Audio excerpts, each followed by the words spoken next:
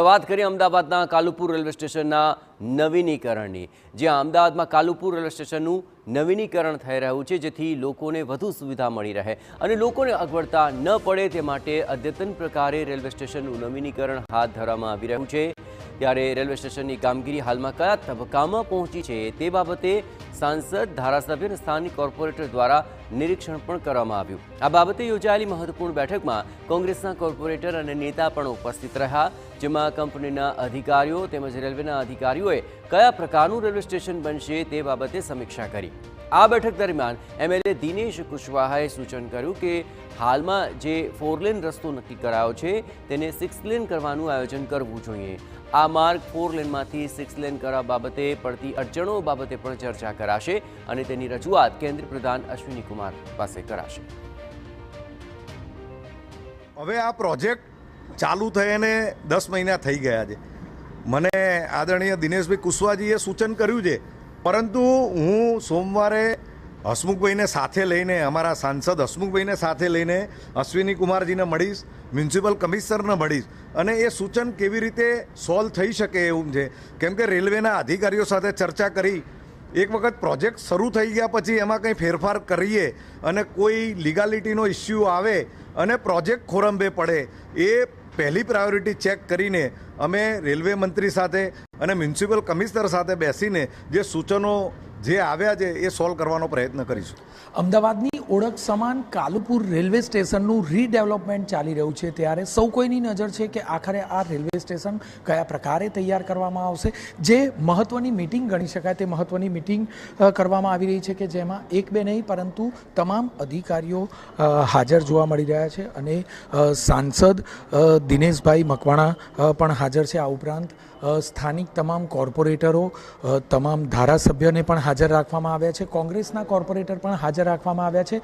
સારા નરસા કયા પ્રકારના પરિણામો આવી શકે છે, કયા પ્રકારના સૂચનો છે, તમામ પ્રકારની ચર્ચાઓ થઈ રહી છે। આખરે કોઈપણ પ્રકારે આવનાર મુસાફર કે રાહદારી કે વાહન ચાલકને કોઈપણ પ્રકારની મુશ્કેલીનો સામનો ન કરવો પડે તે પ્રકારે આ પ્રોજેક્ટ પૂર્ણ કરવા માટેની તૈયારી થઈ રહી છે। સાથે જ જોઈએ તો જે પ્રકારે પ્રોજેક્ટ છે તે ઉડીને આંખે વળગે તે પ્રકારનો છે। સૌ કોઈ માટે એ કહી શકાય કે હજારોની સંખ્યામાં વાહનનું પાર્કિંગ કરવામાં આવશે। સાથે જ બુલેટ ટ્રેન, મેટ્રો, બીઆરટીએસ અને એએમટીએસ સહિતની તમામ વાહન વ્યવહાર માટેની તમામ સુવિધાઓ એક જ સ્થળ પર, એક જ જંકશન પરથી મળી રહે તે પ્રકારનું આયોજન કરવામાં આવ્યું છે। આ ઉપરાંત જોઈએ તો એક જ પ્લેટફોર્મ પર 4 લિફ્ટ અને 4 એસ્કેલેટરની વ્યવસ્થા કરવામાં આવશે। હાલમાં માત્ર એક જ એવું વ્યવસ્થા કરવામાં આવી છે, એક જ લિફ્ટ રાખવામાં આવી છે, એક જ એસ્કેલેટર રાખવામાં આવ્યું છે। આ ઉપરાંત જોઈએ તો 25 મીટરનો જે રોડ છે તે 40 મીટર કરવા સુધીનું સૂચન કરવામાં આવ્યું છે, જેથી કરીને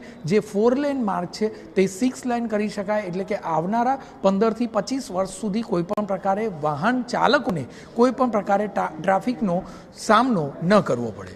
કેમેરામેન અરવિંદ સોલંકી સાથે જિગ્નેશ પટેલ, TV9 અમદાવાદ। આપને પણ જણાવીએ કે કાલુપુર રેલવે સ્ટેશન પર પાર્સલ મોકલવા માટે અલાયદી બિલ્ડિંગ તૈયાર કરવામાં આવશે, જેનો પ્રવેશ પણ અલગ જ રખાશે। હાલના તમામ પ્લેટફોર્મમાં એક લિફ્ટની વ્યવસ્થા છે, જેની જગ્યા પર હવે 4 લિફ્ટ અને 4 એક્સેલેટર બનાવવામાં આવશે। એરપોર્ટ જેવી તમામ વ્યવસ્થા આ કાલુપુર રેલવે સ્ટેશનમાં જોવા મળશે। ઉપરાંત bullet train, metro, BRTS, MDS સહિતની તમામ વાહન ટ્રાન્સપોર્ટ વ્યવસ્થા પણ એક જ જગ્યા પર ઉપલબ્ધ બની જશે। કાલુપુર, સરસપુર, દરિયાપુર આ સહિતના વિસ્તારથી અવરજવર કરતા લોકોને તકલીફ ન પડે તે પ્રકારનું આવનારા 15 વર્ષ સુધીનું આયોજન કરાઈ રહ્યું છે।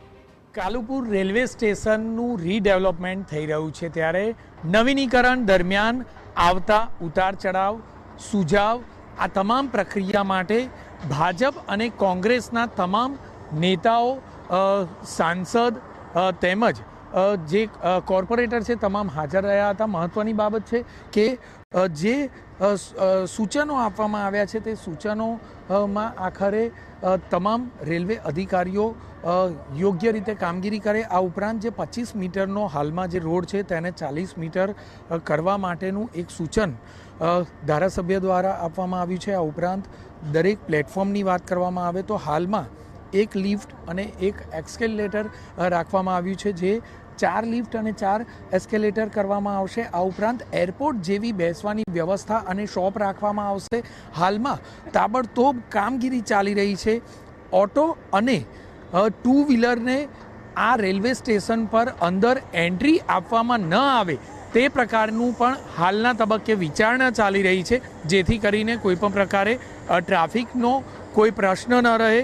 પાર્સલ અને ગુડ્સ ટ્રેન માટેની એક અલગ બિલ્ડિંગ તૈયાર કરવામાં આવશે, અલાયદી વ્યવસ્થા કરવામાં આવશે, જેથી કરીને મુસાફરો સાથે કોઈ પણ પ્રકારના પાર્સલ જાય નહીં તે પ્રકારની વ્યવસ્થા રહેશે. એટલે કે અડચણરૂપ પાર્સલ ન બને તે પ્રકારની વ્યવસ્થા રહેશે. હજારો લોકોની બેઠક વ્યવસ્થા રહેશે. આ ઉપરાંત જોઈએ તો bullet train, metro train, BRTS અને AMTS સહિત અન્ય તમામ વાહનોમાં એક જ જગ્યા પરથી મુસાફરી થઈ શકે તે પ્રકારની વ્યવસ્થા કાલુપુર રેલવે સ્ટેશનથી ઊભી કરવામાં આવી રહી છે, જેનું કામ દિવસ રાત જોયા વિના કામગીરી ચાલી રહી છે, જેથી કરીને મુસાફરોને વહેલામાં વહેલી તકે સરળતાથી વ્યવસ્થા મળે.